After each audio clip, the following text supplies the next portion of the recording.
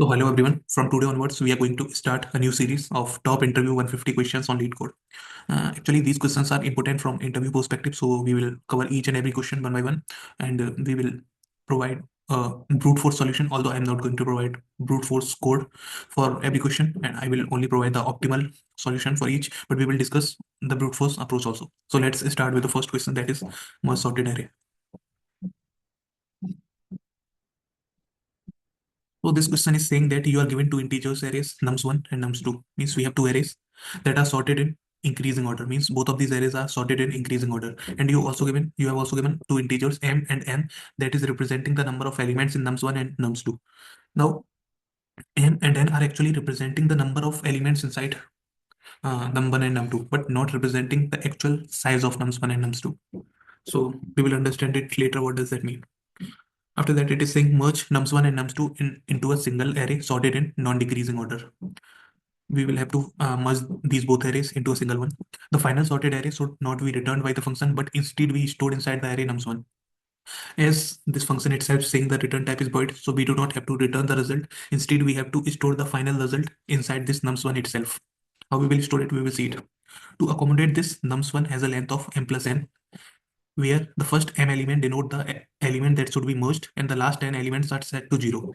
Means to accommodate this, to merge these both arrays into a single array that is in nums1, it is accommodated that nums1 itself has a length of m plus n, where the first m elements represents the actual elements of nums1 that is needed to be merged, while the rest of the n elements are set to 0, which we have to replace while we merge these both arrays.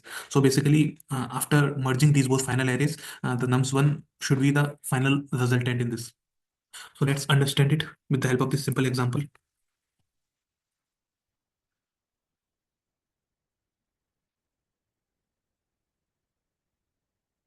So let's say we have this array 1, 2, 3, 0, 0, 0, and 2, 5, 6. Indexing is 1, 0, 1, 2, 3, 4, 5, 0, 1, 2. Now the most naive in the brute force solution is that we will take a newer array that is, let's say nums3. This is nums1. So we will take a new array of size nums1.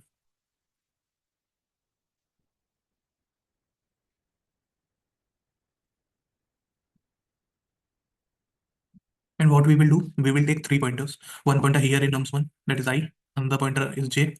And another pointer is k at this new array. Now what we will do, we will compare these nums1 element with nums2 element, and whatever element we will find is smaller, we will simply keep this element inside this nums3 at this k position. So let's do it one by one, and we will move this loop till m and this nums2 loop till n, because the number of elements in nums1 is n, nums1 is m, and number of element in nums2 is n. So let's start. So first we will compare this I and j element. We will get 1 and 2. The smaller element is 1, so we will simply keep this element here 1. After that, we will simply increase the pointer I to here, and as this place is already reserved, so we will also move this k pointer here. After that, we will again compare this I and j, and we will find that these both elements are equal, so we can simply keep any of the element there. So I'm going to keep this element 2 here and simply increase the pointer I. Similarly, we will increase the pointer k also. After that, these 3 and 2 will be compared, and we will get that 2 is the smaller element, so we will simply keep 2 here, increase the pointer k, and here we will increase the pointer j. Again, we will compare them, and we will find this 3 is the smaller, so we will simply keep this 3 here and increase the pointer I and k. After that, we will see that here we can see that I pointer is already exhausted because it has crosses its limits. Now I is equal to m, which is the number of elements inside this nums1 array. So here we will stop, and what we will do, we will simply copy all the elements that are rest in this nums2 array as it is to this nums3 array. So 5 will be copied here, increase the pointer j, increase the pointer k, and after that 6 will be copied. After that, this is the final result. But we after that, what we will do, we have to return the final resultant as the nums1 itself. So for this, what we will do, we will simply copy all the elements from nums3 to nums1. Like 1 is copied here, 2 is copied here, and as it is, so on. So this is how it works. Now the time complexity, and if we analyze time complexity and space complexity, so in case of time complexity, we have to traverse this whole array. That's why the time complexity will be the size of this nums1, that is m plus n. So time complexity is order of m plus 1 n. So now it cannot be reduced further as we have to traverse all of the elements. So it is the final time complexity. And the space complexity in this case is also order of m plus n, because we are taking a duplicate, we are taking a newer array having size equal to nums1 dot length. So that's why it has a space complexity of order of m plus n. Now we have to optimize this algorithm. We have to create a newer algorithm where we can reduce this space complexity from order of m plus n to order of 1, that is constant space complexity. So let's see, let's try to design an algorithm for this.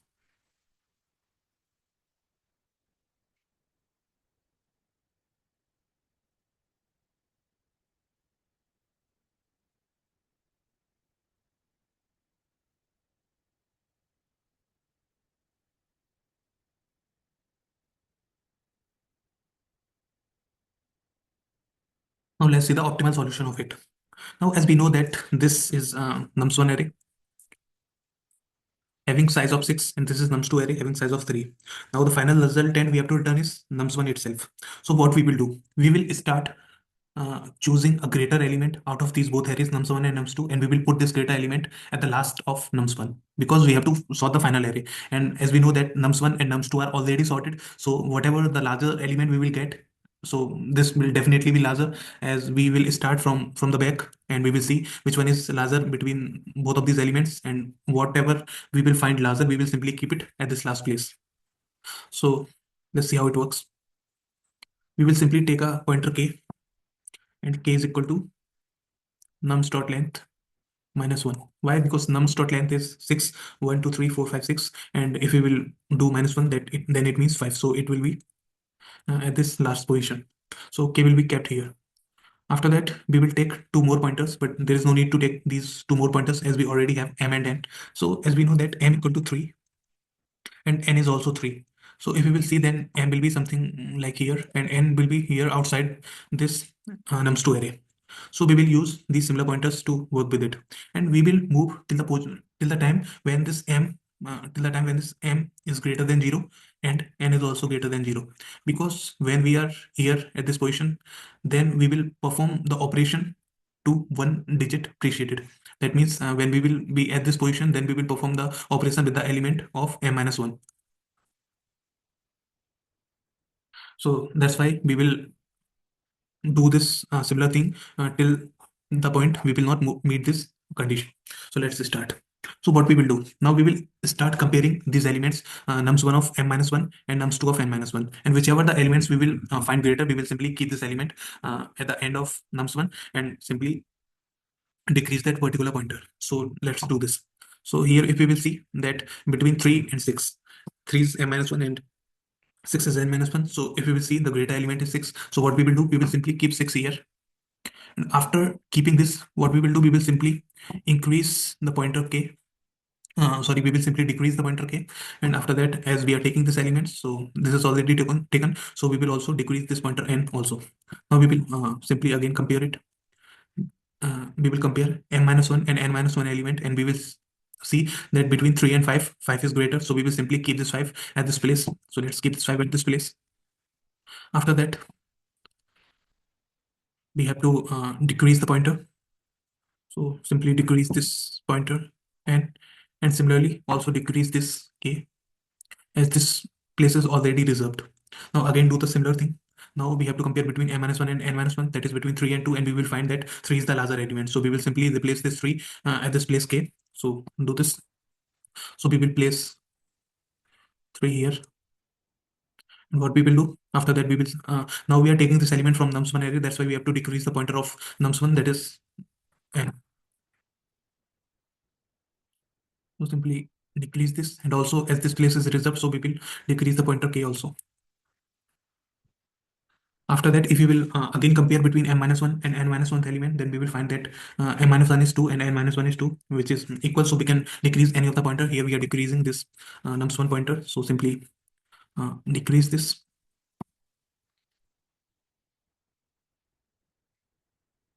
Here we will place 2 at this place.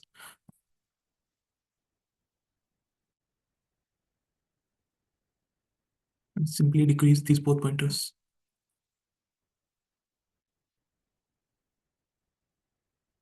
Sorry, let me erase this first. Okay, will be here.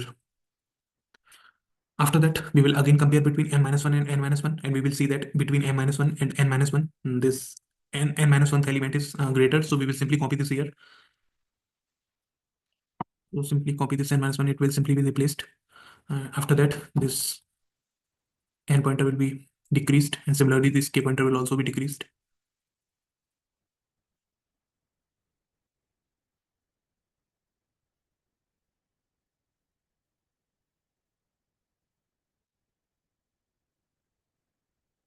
Now, as we have decided that we will continue till the time n is greater than 0, but now as we can see that this n is equal to 0, that violates the condition, so we will come out of the loop. So this is what the actual algorithm is. So as we will uh, meet this condition, m is as till the time we will meet this condition, m is greater than 0 and n is greater than 0, till that time we will keep move backward, and once this condition is violated, after that we will simply keep it as it is.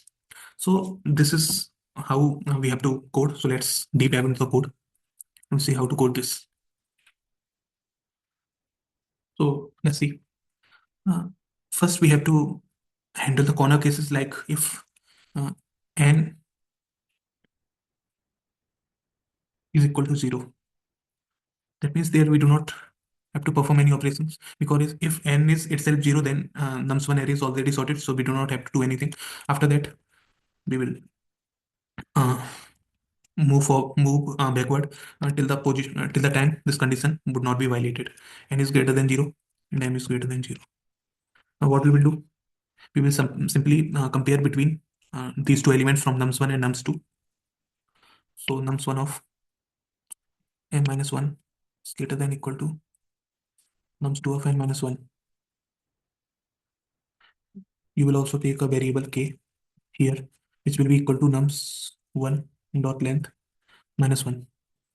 This is the similar variable that we have taken this at the end of this nums1 to populate the variables. So this is what this variable is. So what we will do, if nums1 of m minus 1 is greater than equal to nums2 of n minus 1, that means the element in the nums1 is greater. So we will simply copy this element from nums1 dot m minus 1 place to nums of k.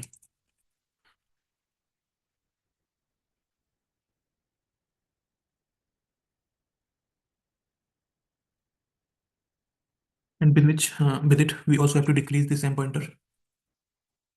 That's what we have to do. Let's do the reverse of it. Simply put nums1 of k equal to nums2 of n minus 1 and decrease the pointer n here. And k will always be decreased, as we have already discussed. So simply decrease this k after this. So this is what is the actual condition. Now there is a corner case. Let's say, let me explain it with the help of another example.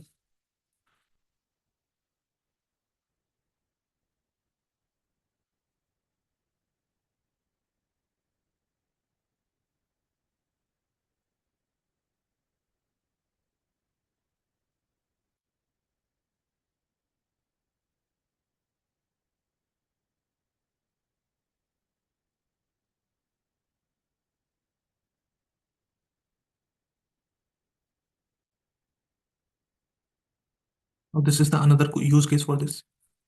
And here we will put 1, 2, 3.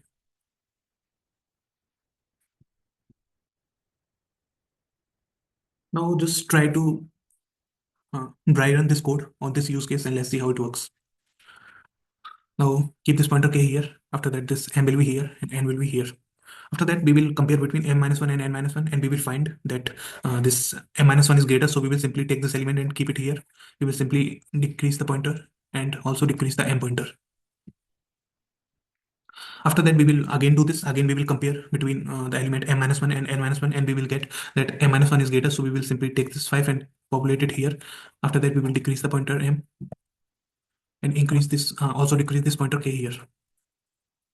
After that, we will again compare between m minus 1 and n minus 1, and we will find that this m minus 1 is greater than n minus 1. So we will simply put it here at this place, simply decrease both of the pointers.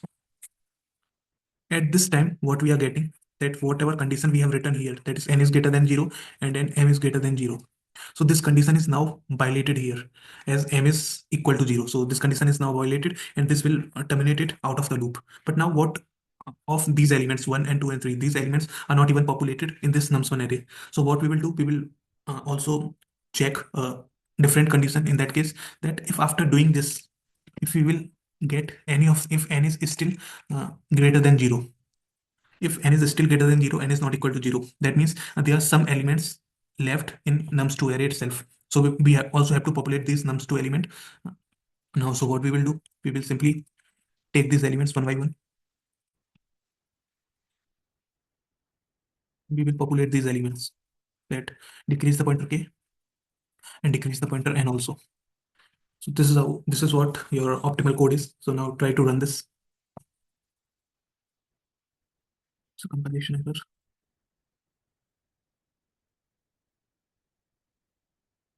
Okay.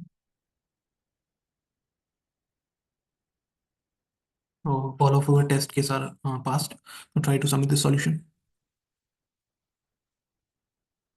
and it is got submitted. So that's all for today. Thank you.